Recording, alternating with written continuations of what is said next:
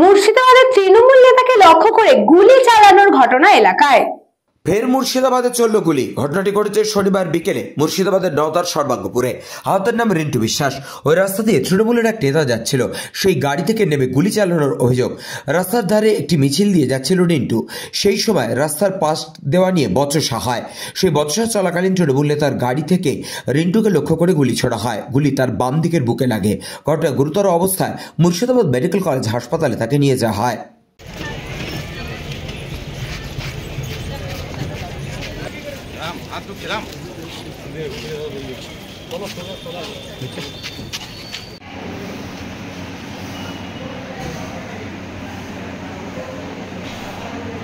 করলো স্যার আমি জানি না, ওখান থেকে তুলে মেরেছে আমাকে।